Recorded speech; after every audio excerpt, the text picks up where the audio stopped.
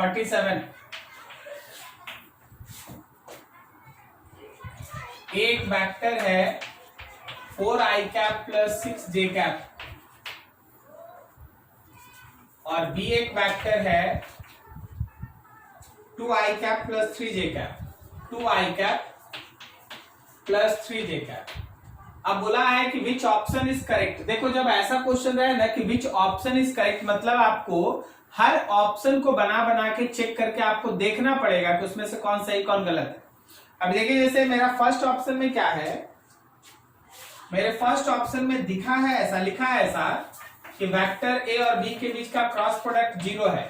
तो चलिए जरा ए और क्रॉस बी निकाल लेते, ए क्रॉस बी निकाल लेते। ए क्रॉस बी निकालने का मतलब हो गया आई जे के 4 6 0 2 3 0। तो क्या यहां पे लगा दे आई कैप। अब देखो 0 minus 0 plus J cap, 0 minus 0 plus K cap, 4 3 12 minus 12 12 minus 12 again 0। So overall it comes to be 0। तो मेरा पहला ऑप्शन सही है। तो सर जरा दिखा दीजिए कि बी सी क्या है। देखो बी ऑप्शन में क्या लिखा है, लिखा है कि A dot B is 24। Vector A और बी के बीच का डॉट प्रोडक्ट 24 है। चलो चेक करते हैं भाई। ए और बी के बीच का डॉट प्रोडक्ट निकालने का मतलब है 4 और 3, 4 2 जा 8, 4 2 जा 8 और प्लस 6 3 जा 18। तो ये हो गया हम लोगों का 8 और plus 18, that comes to be 26 ना, 24 नहीं 26। So this option is correct, incorrect. C check कर लो। क्वेश्चन देता है कि a का मैग्नीट्यूड डिवाइडेड बाय b का मैग्नीट्यूड इज इक्वल्स टू 1/2। तो चल भाई a और b का मैग्नीट्यूड निकाल ले। a का मैग्नीट्यूड का मतलब हो गया रूट अंडर उसके x कंपोनेंट का स्क्वायर, उसके y कंपोनेंट का स्क्वायर, उसके z कंपोनेंट का स्क्वायर, और b के मैग्नीट्यूड का मतलब हो गया रूट अंडर b के x कंपोनेंट का स्क्वायर, b के y कंपोनेंट का स्क्वायर और b के z कंपोनेंट का स्क्वायर। तो रूट अंडर a का x कंपोनेंट 4 है, 4 का स्क्वायर, 6 का स्क्वायर और 0। नीचे है b में 2 का स्क्वायर और प्लस 3 का स्क्वायर और प्लस 0 का स्क्वायर। ऊपर कितना हो गया जी 16 और 36, 16 और 36, और नीचे हो गया रूट अंडर 4 और 9, 4 प्लस 9। तो ऊपर है रूट अंडर 52 और नीचे रूट अंडर 13। क्या हम लोग इसको लिख सकते हैं root under 52/13। So it is root under 4 और 4 का मतलब 2। देखिए देखो ये 2 है, 1/2 नहीं है, तो 1/2 इज रॉन्ग ना।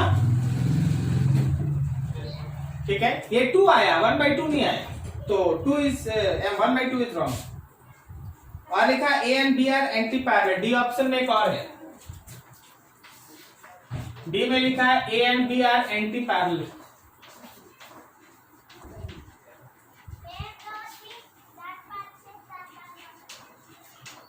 Anti parallel. तो क्वेश्चन ये कह रहा है कि B and D are, A and B are anti parallel. Anti parallel और पैरेलल में अंतर है, एंटी पैरेलल और पैरेलल में अंतर होता है। ठीक है, अगर हम लोगों का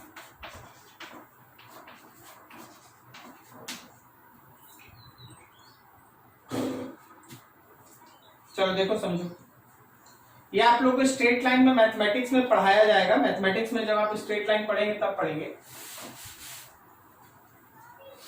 फॉर टू पैरेलल वेक्टर्स, अगर दो वेक्टर पैरेलल है, अगर दो वेक्टर पैरेलल है तो हमेशा ध्यान रखना ax by bx is equals to ay by by is equals to az by bz होता है। ax by bx is equals to ay by by is equals to az by bz होता है for parallel vectors. और अगर ये anti parallel vectors हुआ for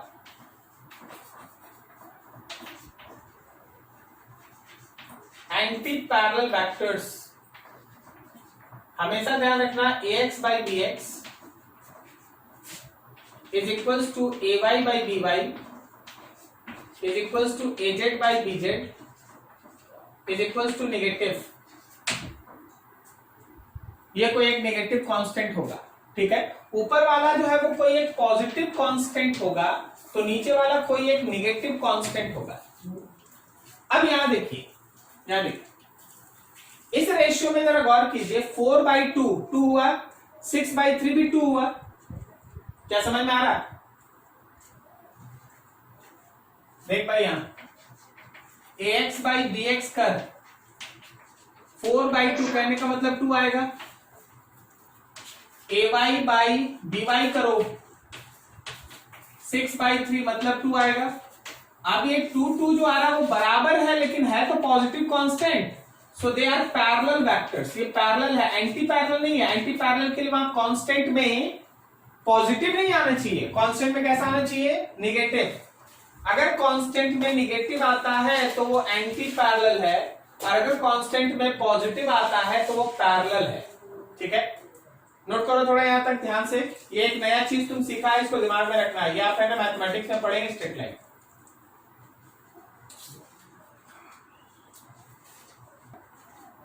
मान लीजिए ए मेरे पास एक वेक्टर है 2i cap plus 3j cap plus 4k cap,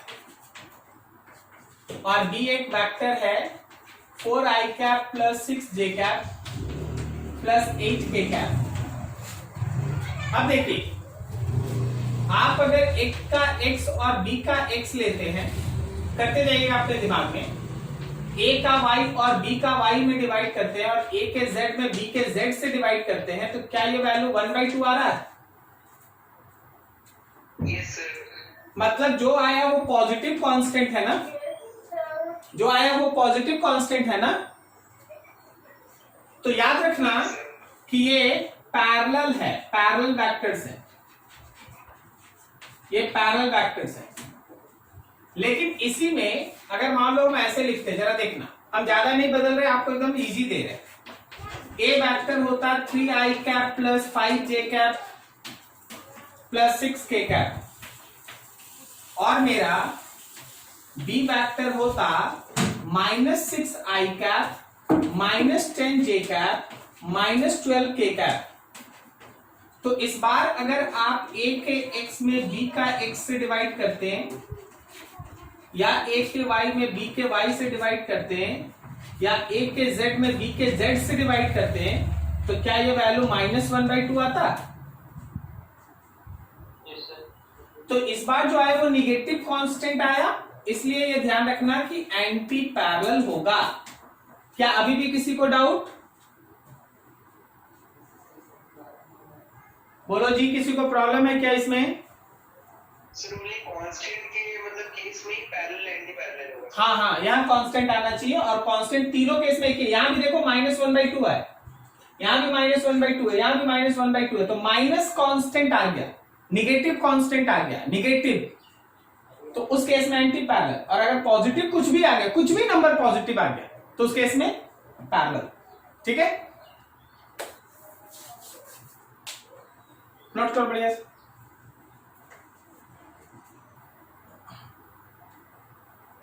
चलो एक और क्वेश्चन कर लेते हैं। 48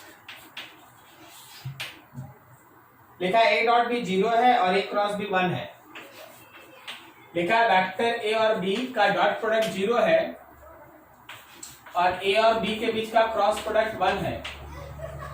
सोच के बताओ, a डॉट बी 0 होना मतलब थीटा कितना? क्या ये थीटा 90 डिग्री है?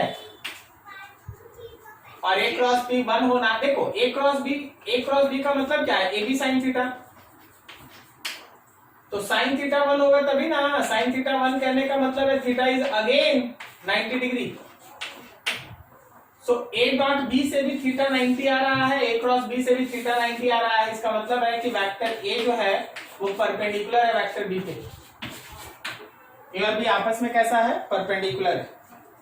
हाँ, और दोनों का मैग्नीट्यूड कितना है? जरा गौर करो। a का मैग्नीट्यूड 1, b का मैग्नीट्यूड 1, तब ना साइन थीटा 1। अरे नहीं समझा? Yes sir. फिर से लिख दें। Yes sir. A dot B होता क्या है, तो ए बी कॉस थीटा होता है, और क्वेश्चन लिखा है कि ये 0 होगा, तो यहां से हमको थीटा 90 पता चल रहा है। क्यों? क्योंकि थीटा 90 में ये टर्म 0 होगा, तो ए और बी का कोई भी वैल्यू हो ये 0 ही होगा, करेक्ट है ना। तो हमको यहां से ए और बी का मैग्नीट्यूड नहीं पता चल रहा है, बस एंगल पता चल जा रहा है कि जो हमारा थीटा है वो 90 है, वो यहां से पता चला। अब चलो यहां पे आओ, जब हम लोग ए का क्रॉस प्रोडक्ट बी के साथ लेंगे तो ए बी साइन थीटा लिखेंगे, और क्वेश्चन बोल रहा है ये वैल्यू 1 है। अब जरा गौर कर, थीटा तो 90 आ चुका है, तो यहां पे हम लोग थीटा 90 लिख लिए। अब ए और बी का मैग्नीट्यूड है भाई, अब सोच ये तो 1 होता ही है, अगर ये दोनों 1 1 ना हो, कुछ और हो जाए तब तो ये 1 नहीं ना होगा।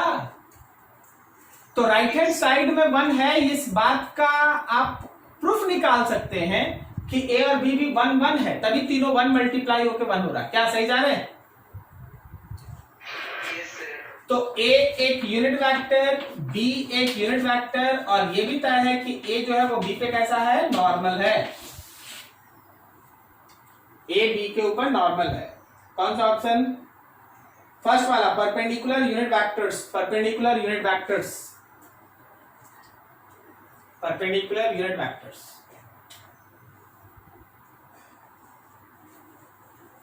वैसे हम श्योर हो के तुमको परपेंडिकुलर तो बता ही सकते हैं, यूनिट वेक्टर का पॉसिबिलिटी हो भी सकता है, नहीं भी हो सकता है। यूनिट वेक्टर का पॉसिबिलिटी हो भी सकता है, नहीं भी हो सकता है, लेकिन परपेंडिकुलर तो जरूर होगा। ठीक है, कारण हम दिखाते हैं। देख, ए 1 है, बी 1 है, तो भी इसका मल्टीप्लीकेशन 1 है, करेक्ट? बोलते जाना, रिस्पॉन्स करना, तब समझ में आएगा। ओके, अच्छा, अगर हम a 1/2 लिखें और b 2 लिखें तब भी तो इसका प्रोडक्ट 1 ही हो जाएगा ना। Yes sir. अगर हम a 3 लिखें और b 1/3 लिखें तब भी तो ये कट जाएगा ना। Yes sir. मतलब इसका थीटा 90 होना एकदम जरूरी है, लेकिन a और b के जगह पे अलग अलग वैल्यू भी आ सकता है। क्या सही है ना? Yes sir. तो यूनिट वेक्टर ही होगा ये जरूरी नहीं है, लेकिन परपेंडिकुलर होगा ये जरूरी है। क्या समझ पा रहे हो बात को? Yes sir. ठीक है, so it can be perpendicular unit vector और इट कैन बी परपेंडिकुलर। आप केवल परपेंडिकुलर बोलिए, ज्यादा सेफ है। ठीक है, चलो अच्छा। हाँ, तो लास्ट हम लोग क्रॉस प्रोडक्ट खत्म किए थे, फिर हम लोग ट्रायंगल लॉ वेक्टर एडिशन भी पढ़ रहे थे। आज हम लोग उसी ट्रायंगल लॉ का एक इंपॉर्टेंट एप्लीकेशन है, that is called Lami's theorem.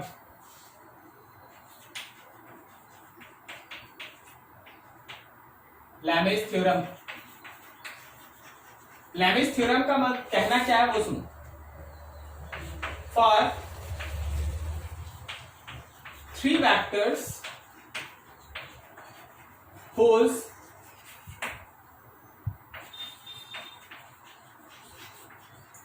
resultant is 0। Lami's theorem वही काम करता है जहां 3 वेक्टर काम करें और उन तीनों वेक्टर का जो रिजल्टेंट आप निकालेंगे दैट कम्स टू बी 0। अब जरा यहां पे चीज को समझना, 3 वेक्टर का रिजल्टेंट 0 है, vector a plus vector b plus vector c is equals to 0। क्या आप लोग देखें, अभी आपका क्वेश्चन में यही चीज था, जो लोग भी क्वेश्चन पूछे थे। तो हमारे पास 3 वेक्टर है और 3 वेक्टर का रिजल्टेंट 0 है, मतलब a प्लस बी प्लस सी 0 है। सर इसको और कैसे कैसे दिखाया जाता है, थोड़ा समझते जाना। For 3 vectors whose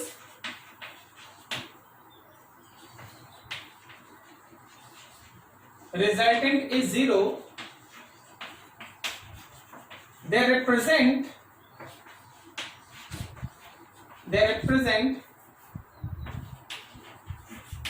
3 sides of any triangle taken in same order। तीन वेक्टर का रिजल्टेंट 0 होगा, तो आखिर हम लोग इसको दिखा कैसे सकते हैं भाई? देख, इसको तुम ट्रायंगल के 3 साइड से दिखा सकता है, लेकिन तीनों साइड का ऑर्डर सेम होगा। A vector, this is B vector and this is C vector. अगर ट्रायंगल के तीनों साइड को 3 वेक्टर दिखाता है, अगर ट्रायंगल के तीनों साइड को 3 वेक्टर दिखाता है which are taken in same order, अगर ट्रायंगल के तीनों साइड को 3 वेक्टर दिखाता है which are taken in same order, तो याद रखना कि सेम ऑर्डर में होने की वजह से इसका रिजल्टेंट 0 है। a plus B plus C is equals to 0। चलिए समझ गए। कभी भी अगर ट्रायंगल के 3 साइड को 3 वेक्टर रिप्रेजेंट करें और वो भी सेम ऑर्डर में, तो उसका रिजल्टेंट कितना? 0। ठीक है ना, उसका रिजल्टेंट 0। अब यहां से आगे बढ़ो। कोई भी वेक्टर को बदलने का 2 तरीका होता है, एक्चुअली 3 होता है।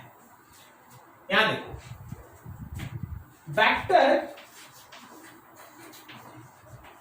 can be changed by first changing magnitude, दूसरा changing direction, और तीसरा changing magnitude as well as direction. कोई भी वेक्टर को चेंज करने का 3 तरीका होता है। या तो उसका डायरेक्शन बदल दो, अगर डायरेक्शन बदल गया तो भी बोलना कि वेक्टर बदल गया। अगर डायरेक्शन बदल गया तो वेक्टर बदल गया। या उसका मैग्नीट्यूड बदल दो, 2 मैग्नीट्यूड था, अभी 3 है, 4 है, 5 है, 6 है, लाइक दैट। या दोनों में चेंज कर दो। जैसे आप देखो, मान लो जैसे मेरे पास ये एक वेक्टर ए है। अब अगर हम इतना बड़ा बनाएंगे तो हम ये ए नहीं लिखेंगे, ये कोई एक वेक्टर बी होगा। ठीक है। अगर हम किसी नए डायरेक्शन में बनाएंगे तो ये ए वेक्टर नहीं है, ये वेक्टर सी है। तो जरा गौर करना, ए वेक्टर और बी वेक्टर बराबर नहीं है। बी वेक्टर ए वेक्टर से इसलिए डिफरेंट है क्योंकि उसका मैग्नीट्यूड अलग है। क्या बोल रहे हैं? सही। ए से बी इसलिए अलग है क्योंकि बी का मैग्नीट्यूड ए के सेम नहीं है, जबकि डायरेक्शन सेम। सिमिलरली ए और सी अलग अलग वेक्टर है क्योंकि उनका डायरेक्शन सेम नहीं है। क्या सही बोल रहे हैं?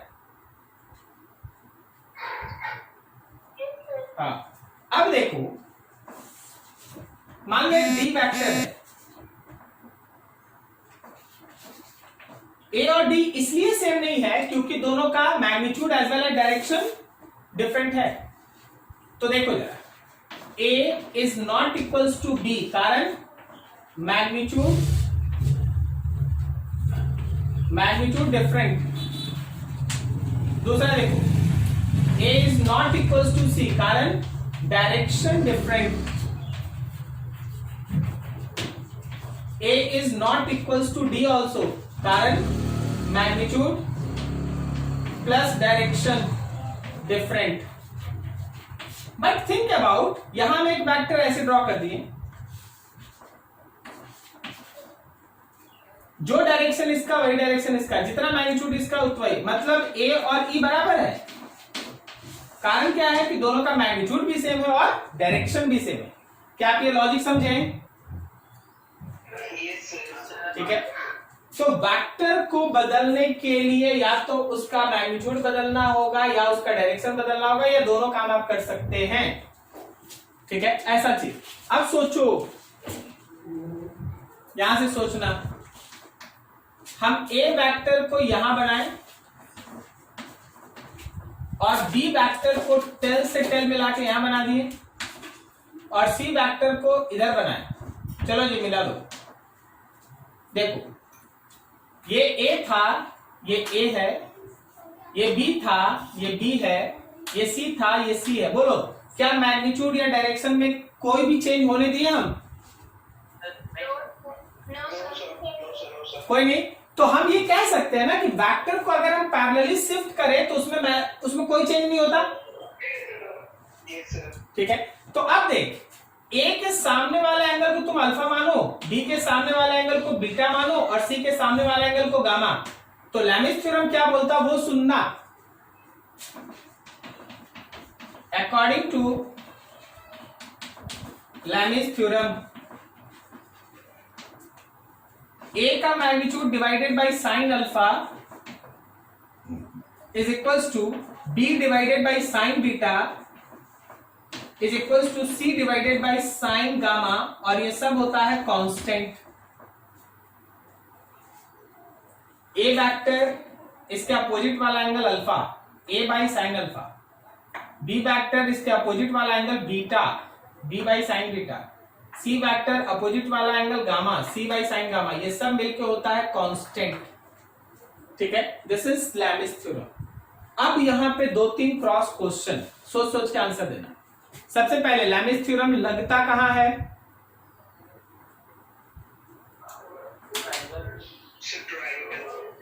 जहां 3 वेक्टर्स का रिजल्टेंट 0 हो। जहां भी 3 वेक्टर का रिजल्टेंट 0 होगा, याद रखना कि वहां आप लैमिस थ्योरम लगा सकते हैं। 3 वेक्टर का रिजल्टेंट 0 मतलब ट्रायंगल के ऊपर कैसे? तो ट्रायंगल में वो सब 3 साइड्स को रिप्रेजेंट करेगा और सेम ऑर्डर में रहेगा। तीनों साइड को अगर हम थोड़ा शिफ्ट करें, सबका टेल से टेल मिलाएं, तो हमको फिगर ऐसा मिलेगा। ऐसे फिगर से हिसाब लगता है कि a by sine alpha, b by sine beta और c बाई साइन गामा, इन तीनों रेशियो बराबर होगा and that all equals to constant. This is all about Lami's theorem. कोई भी वेक्टर को बदलने का कितना तरीका है? तो या तो उसका मैग्नीट्यूड बदल दीजिए, या उसका डायरेक्शन बदल दीजिए, या दोनों बदल दीजिए। a और b आपस में सेम नहीं था, कारण ये था कि मैग्नीट्यूड अलग अलग है। a और c आपस में सेम नहीं था, कारण था कि डायरेक्शन अलग अलग है। और a और d अलग अलग था, सेम नहीं था, कारण है कि मैग्नीट्यूड और डायरेक्शन दोनों अलग है। बट a और e सेम था, a और e सेम है, कारण है कि इसका डायरेक्शन भी सेम है और मैग्नीट्यूड भी सेम है। क्लियर है? नोट करो इतना। Yes sir. अब इस पे एक क्वेश्चन बनाएंगे, नोट करो। मान लो एक छोटा सा क्वेश्चन कि देखो जी, ये एक मान लो सर्कुलर रिंग जैसा है। इस सर्कुलर रिंग को यहाँ पे थ्रेड से बांध के एक फोर्स F1 से खींचा जा रहा है, यहाँ पे एक थ्रेड से बांध के F2 से खींचा जा रहा है, और यहाँ पे एक थ्रेड से बांध के F3 से खींचा जा रहा है। फिर आगे क्वेश्चन ये दिखाता है कि बगल में एक फिगर बना हुआ है, ये F1 है, ये F3 है और ये F2 है, ये बगल में एक फिगर दिया हुआ है। ठीक है, फिर बोला कि find acceleration of ring if its mass is m। बोलो कितना होगा आंसर?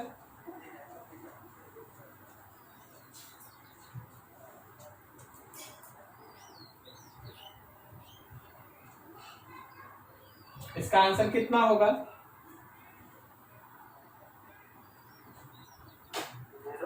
0 होगा। बिल्कुल सही। आपको यहां से ये आइडिया मिलेगा, यहां से आइडिया मिलेगा। आप देखिए, यहाँ पे एक ट्रायंगल बना के दे दिया गया, बोला गया कि एक ट्रायंगल में तीनों वेक्टर एक दूसरे को सेम ऑर्डर में रिप्रेजेंट करता है। सही जा रहा है? ठीक है। सिंस गिवन क्या है, तो गिवन ऐसा है भाई कि ये हुआ F1, ये हुआ F2 और ये हुआ F3। तो इसका मतलब एक ही है कि इन तीनों वेक्टर्स का जो रिजल्टेंट है वो है 0। अगर रिजल्टेंट 0 है तो एक्सेलरेशन भी 0। फोर्स अगर 0 है तो एक्सेलरेशन भी कितना है? 0। क्लियर? अगला देखो, क्वेश्चन ये है कि आप यहां सीलिंग से एक बॉब को हैंग किए हैं। बॉब का मास है 1 kg। अब देखिए, जब आप इस बॉब को राइट की तरफ खींचते हैं तो ये थोड़ा आगे जाता है और किसी इंस्टेंट पे यहां का एंगल बनता है 37 डिग्री। किसी इंस्टेंट पे यहां का एंगल बनता है, मान लो ना 30 डिग्री। तो बोला गया कि बताओ भाई ये फोर्स कितना होगा, ये फोर्स कितना होगा तुमको ये बताना है। चलो हम लोग लैमिस थ्योरम से बनाएंगे। कोई भी आप में से क्या ये सोच पा रहा है कि बॉब पे कितना अलग अलग फोर्सेस काम कर रहा है? एक्चुअली बॉब पे 3 force, tension force, gravitation force और एक एफ, बिल्कुल सही। नीचे की तरफ काम कर रहा है mg, जो अगर इस m को लेके चलो तो 10 न्यूटन है। इधर काम कर रहा है थ्रेड का टेंशन, सही जा रहे हैं। और मेरा ये बॉब रुका हुआ है, बॉब अगर रुका हुआ है तो उस पे लगने वाले इन 3 फोर्सेस का रिजल्टेंट तो 0 है ना।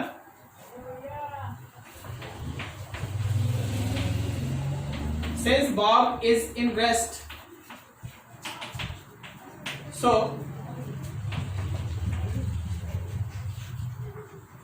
resultant of all 3 forces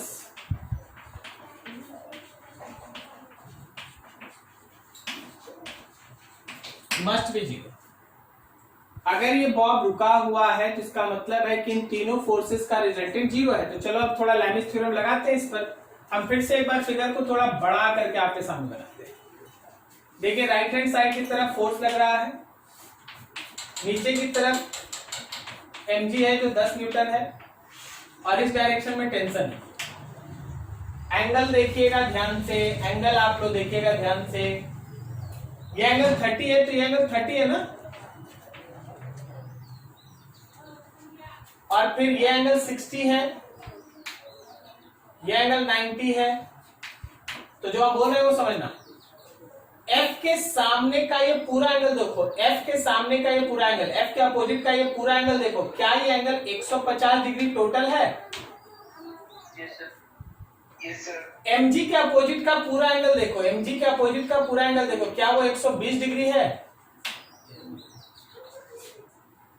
yes sir. और t के अपोजिट में 90 डिग्री, t के अपोजिट में 90 degree.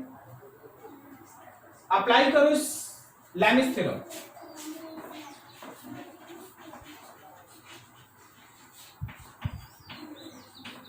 Applying Lami's theorem,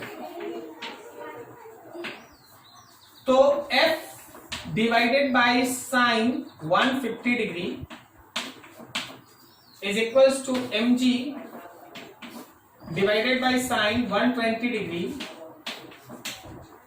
is equals to tension divided by sine 90 degree।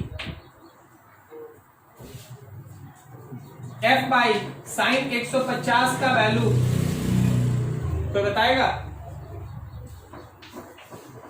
1/2 होता है। mg 10 sin 120 का वैल्यू √3/2 होता है। टेंशन t sin 90 का वैल्यू 1 होता है। अब देखो इन दोनों को इक्वेट कर दो, f मिल जाएगा। Yes sir. इन दोनों को इक्वेट कर दो, t मिल जाएगा। तो एक बार करते हैं हम लोग, f by half is equals to 10 divided by √3/2। ये 2 कैंसिल, आप इसको सॉल्व कर लीजिएगा, आपके f का वैल्यू हो जाएगा 10/√3। ये तुम्हारा f है एक।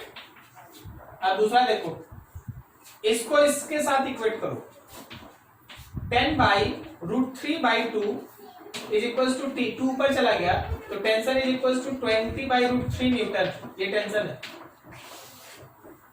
तो लैमिस थ्योरम वही काम आएगा जहां 3 वेक्टर्स हो, जहां 3 वेक्टर हो और तीनों वेक्टर का रिजल्टेंट 0 हो। अगर तीनों वेक्टर का रिजल्टेंट 0 है, you can proceed through Lami's theorem. ठीक है, चलो नोट करो, ये खत्म। थोड़ा सा और है आगे बढ़ेंगे, फटाफट करो जरा।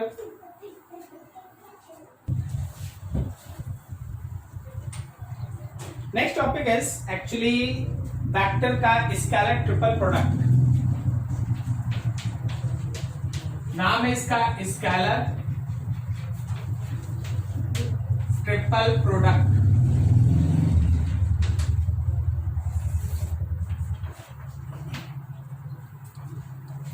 मान लो हम लोगों के पास 3 वेक्टर है जो कि सी पैरेललोपाइड। पैरेललोपाइड किसको कहते हैं? आप लोग क्यूबॉइड देखे हैं ना, क्यूबॉइड। Yes sir. क्यूबॉइड को थोड़ा सा प्रेस कर दीजिएगा ना, तो थोड़ा सा ऊपर वाला फेस जो है वो नीचे वाले फेस के रिस्पेक्ट में थोड़ा आगे खिसक जाएगा। ऊपर वाला फेस नीचे वाले फेस के रिस्पेक्ट में थोड़ा आगे खिसक, ऐसे ऐसे दब जाएगा, ऐसे दब जाएगा। इसको कहते हैं पैरेललोपाइड।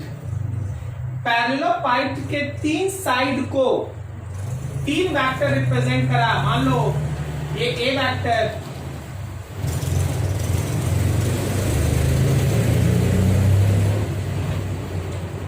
पैरेललोपाइड के 3 साइड को अगर 3 वेक्टर रिप्रेजेंट किया ए, बी और सी, तो हमेशा अगर आप ए का क्रॉस प्रोडक्ट निकालेंगे बी के साथ और फिर उसका डॉट प्रोडक्ट निकालेंगे सी के साथ, तो ये वॉल्यूम ऑफ पैरेललोपाइड के बराबर होगा। इसको कहते हैं स्केलर ट्रिपल प्रोडक्ट। क्यों नाम में स्केलर है? सोच के ए क्रॉस बी वेक्टर होगा कि स्केलर होगा? वेक्टर। अब जो वेक्टर आया उसका सी के साथ डॉट प्रोडक्ट लेंगे तो वेक्टर होगा कि स्केलर होगा?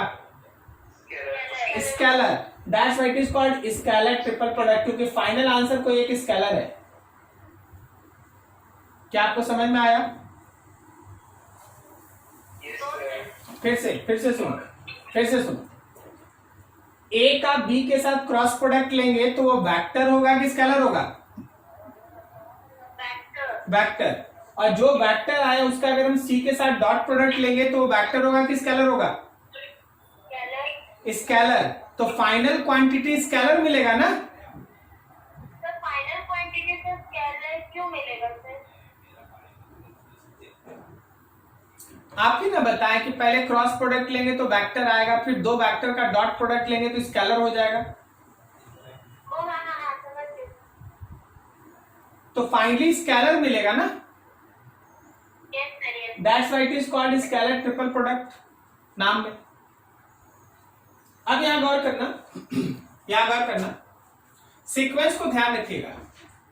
A cross B dot C निकालिए, या फिर B cross C dot A निकालिए, या फिर C cross A dot B निकालिए, ये सब सेम होगा। हमेशा ध्यान रखना ए बी सी का ऑर्डर होता है। मतलब देखो जरा, ये भी ए बी सी का ही ऑर्डर है। आप समझ पा रहे क्या? बी सी ए ऑर्डर में चेंज नहीं करना। मतलब आप इसको इसके साथ बराबर मत कर दीजिएगा। देखिएगा, सी क्रॉस बी डॉट ए क्या बोलता है? ये सेम है या डिफरेंट है? अरे डिफरेंट हो गया ना ऑर्डर? डिफरेंट हो गया कि सेम हो गया? जरा देख, बी सी ए होना चाहिए, सी ए बी नहीं होना चाहिए। अरे नहीं समझा? बी सी ए, यहां सी क्रॉस बी डॉट ए, ये ऐसे नहीं ना होगा। सी फिर से सर तो मतलब सर सेम ऑर्डर में होना चाहिए क्या सर? सेम ऑर्डर में होना चाहिए। मतलब देखो, A B C A B C A B C A B C ऐसा लिख दो। कहीं भी तुम 3 को ऑर्डर पकड़ लो, कोई भी तुमको छूना है 3 छू लो, कहीं भी तुमको पकड़ना है 3 पकड़ लो। समझे? B cross A sorry B cross C dot A same होगा A cross B dot C, same होगा B cross C dot A, like that. उल्टा नहीं कर सकते। आपको याद होगा, आप क्लास में पढ़े थे कि जो हम लोगों का यहां देखो, यहां क्या है, तो बी क्रॉस सी है, बी क्रॉस सी है, और यहां देख सी क्रॉस बी है। क्या तुम लास्ट में नहीं सीखा कि ये सेम नहीं है?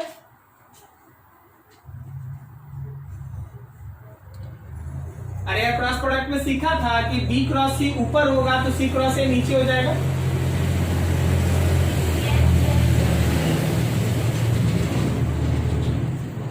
वेक्टर में अगर डायरेक्शन उल्टा हो जाता है तो सेम नहीं ना है। अभी तो आप थोड़ी देर पहले भी पढ़े कि डायरेक्शन बदल जाता है तो वेक्टर बदल जाता है। क्या आप समझ पा रहे बात को? हाँ ना बोलो यार, ना भी बोल देगा तो भी काम करेंगे ना कुछ।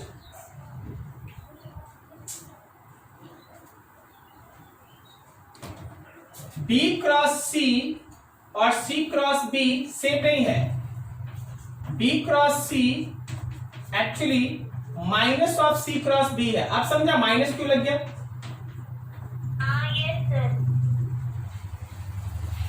तो लोग पीछे वाला पढ़ के नहीं बैठता है। सर पढ़े। पढ़े तो सर। तो फिर याद रखना है ना, अब पीछे वाला रिवीजन करते जाएगा तो फिर आगे वाला कब पढ़ेगा?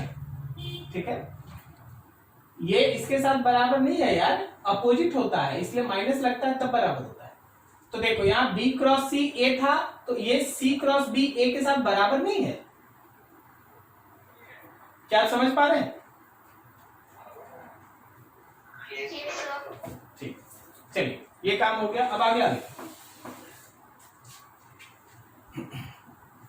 तेरा बात, कभी भी A क्रॉस B आपको याद होगा परपेंडिकुलर होता है ना A पे एज वेल एज B पे। Yes sir. हाँ सही है। और एक लाइन बताना, दो परपेंडिकुलर वेक्टर के बीच का डॉट प्रोडक्ट कितना होता है?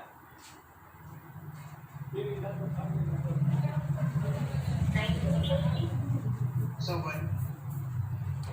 देखिए जी, आप लोग पहला पढ़ के बैठिए, नहीं तो आप प्रॉब्लम में फंसिएगा। दो परपेंडिकुलर वेक्टर्स के बीच का डॉट प्रोडक्ट 0 ना होता है।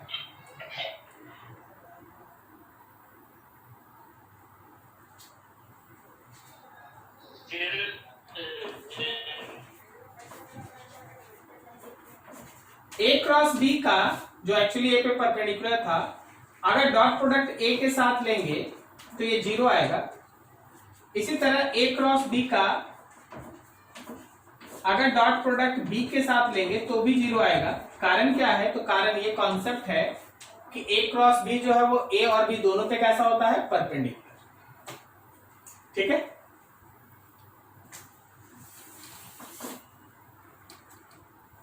अब यहां देखो तीसरा और इंपॉर्टेंट लाइन खत्म, ये ध्यान से देखना और समझना।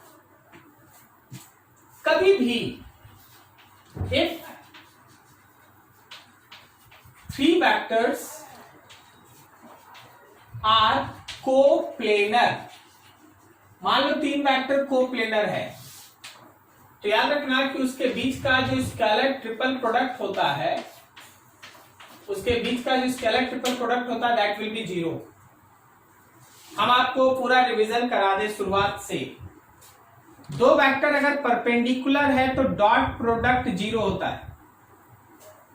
दो वेक्टर अगर पैरेलल है तो क्रॉस प्रोडक्ट 0 होता है। और अगर किसी क्वेश्चन में आपको 3 वेक्टर कोप्लेनर सुनाई दे या प्रूफ करना पड़े तो आप उसका स्केलर ट्रिपल प्रोडक्ट 0 कीजिएगा। सर कैसे, थोड़ा यूज करके बता दीजिए। चलिए जरा क्वेश्चन देखिए।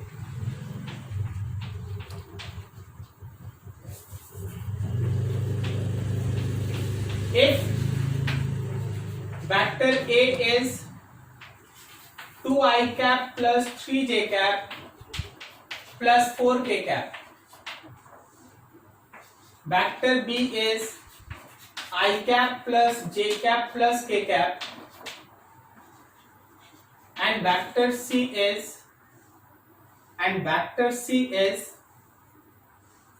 xi cap plus 2j cap plus 4k cap. तुमसे ये बोला गया कि फाइंड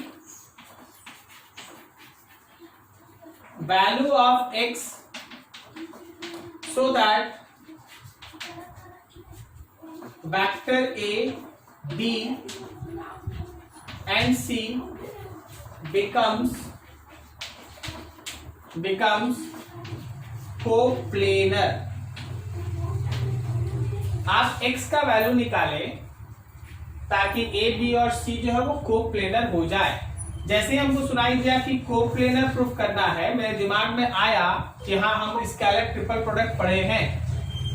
दिमाग में नहीं आया तो हम कुछ नहीं कर सकेंगे, और इसीलिए हम आपको बोल रहे हैं याद करके बैठे, कॉपी पे जो लिखा हुआ उसको पढ़ के बैठे। सिंस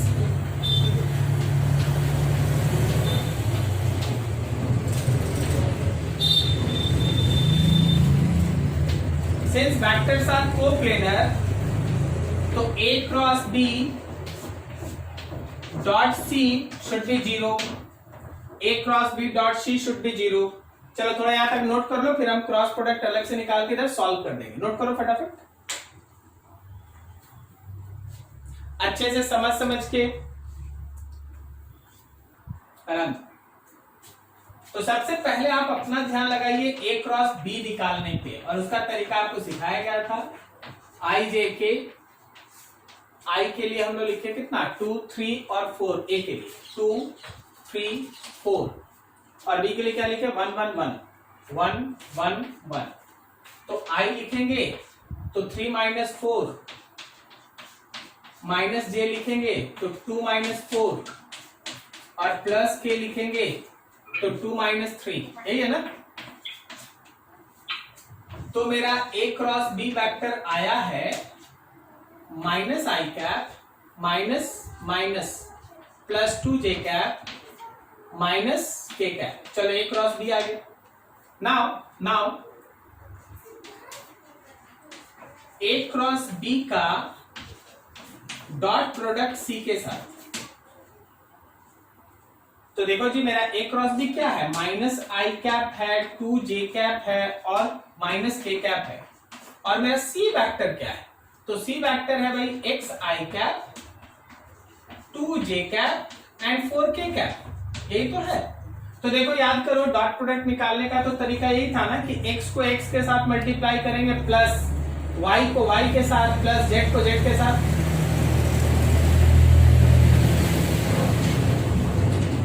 -1 और x माइनस x, +2 और +2 4, -1 और 4 -4, क्या सही है? And that should be equals to 0 since A cross B dot C is 0 for coplanar vectors। Coplanar vectors के लिए 0 होना चाहिए। तो आपके पास आया क्या है, -x + 4 - 4 should be equals to 0, तो ये कट गया और तुम्हारे x का वैल्यू आ गया 0। जरूरी नहीं 0 आएगा, अब आ गया तो आ गया, कुछ भी आएगा, आपको बस बनाना है इसे। क्या आप लाइन समझ में आ रहा है? 0 रटिएगा मत, आपको बनाना ऐसे है, उसको जितना आना होगा 2 4 6 8 0 -4 -6 जो आना होगा आएगा, आपको बनाना ऐसे। क्या आपको समझ में आया क्या हुआ? Yes, sir. तो स्केलर ट्रिपल प्रोडक्ट निकालने के लिए मान लो हमको P का स्केलर ट्रिपल प्रोडक्ट Q और R के साथ निकालना, बोलो काम कैसे करेगा, स्टेप बाय स्टेप बोलो। पहले क्या करेंगे, P और Q के बीच क्या निकालेंगे, क्रॉस प्रोडक्ट, सही है। Yes.